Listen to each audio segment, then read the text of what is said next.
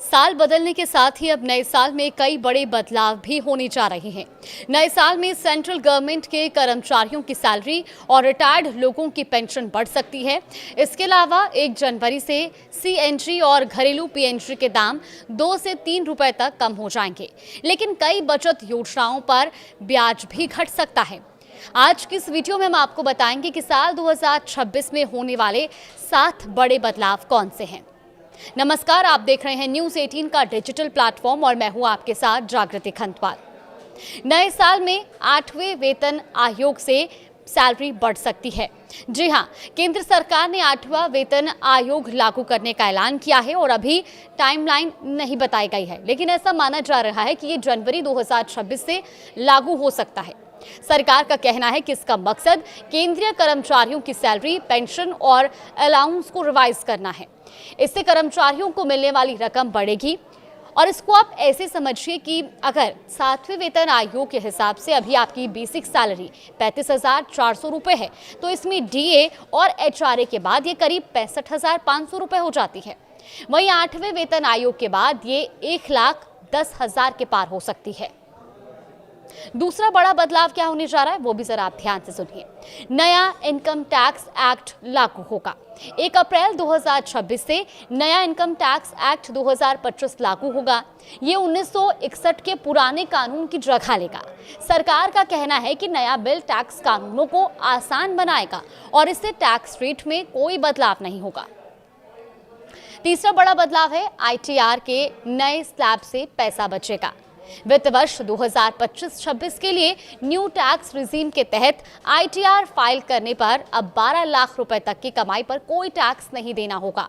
नौकरी पेशा लोगों के लिए 75,000 के स्टैंडर्ड डिडक्शन के साथ छूट 12.75 लाख यानी कि 12,75,000 हो जाएगी। पहले ये लिमिट 7 लाख रुपए थी। ऐसे में टैक्स एक्सपर्ट्स और चार्टर्ड अकाउंटेंट का कहना है कि अब इनकी सालाना इनकम 12 लाख रुपए तक है और उनका 60,000 रुपए टैक्स बचेगा। तो वहीं 10 लाख रुपए की इनकम वालों के 40,000 रुपए बच जाएंगे। इसके अलावा जिनकी सालाना इनकम 20 से 24 लाख तक है, न्यू रिजीम में उनके लिए 25% टैक्स का नया स्लैब शामिल किया गया है। इससे पहले 15 लाख से ऊपर की आय पर 30% टैक्स देना होता था। इससे मध्यम और उच्च मध्यम वर्ग को टैक्स में बचत होगी। चौथा बड़ा बदलाव आपको बता दें, सीएनजी और घरेलू पीएनजी सस्ती होंगी। दरअसल petroleum and natural gas regulatory board ने 1 जनवरी 2026 से गैस ट्रांसपोर्टेशन चार्ज को कम किया है। इसके बाद देश के अलग अलग राज्यों में सीएनजी और घरेलू पाइप्ड नेचुरल गैस यानी कि पीएनजी की कीमतें 2 से 3 रुपए प्रति यूनिट तक घट जाएंगी। स्मॉल सेविंग स्कीम्स के ब्याज में कटौती एक बड़ा बदलाव है। इस महीने के आखिर तक स्मॉल सेविंग स्कीम की ब्याज दरों में कटौती का ऐलान हो सकता है। रिजर्व बैंक ऑफ इंडिया यानी कि आरबीआई ने रेपो रेट 25 बेसिस पॉइंट घटाकर 5.25% कर दिया है और ऐसे में सरकारी बचत योजनाओं की दरें भी कम होने का अनुमान लगाया जा रहा है। इसके अलावा इस साल बड़े बदलाव में कार 2 से 3% तक महंगी हो सकती हैं। मारुति, टाटा, एमजी और hyundai जैसी कंपनियों की गाड़ियां 1 जनवरी से महंगी हो सकती हैं। इसमें एमजी के दाम बढ़ाने की घोषणा भी एमजी की ओर से इसकी घोषणा कर दी गई है। वहीं बाकी कंपनियां भी जल्द ही इसकी घोषणा कर सकती हैं। इनपुट कॉस्ट बढ़ने से एमजी मोटर ने कारों की कीमत 2% तक बढ़ाई है और इसे एमजी हेक्टर 38,000 रुपये महंगी मिलेगी। एमजी के अलावा लग्जरी सेगमेंट में मर्सिडीज और बीएमडब्ल्यू ने भी 2 से 3% तक कीमत बढ़ाने का ऐलान किया है।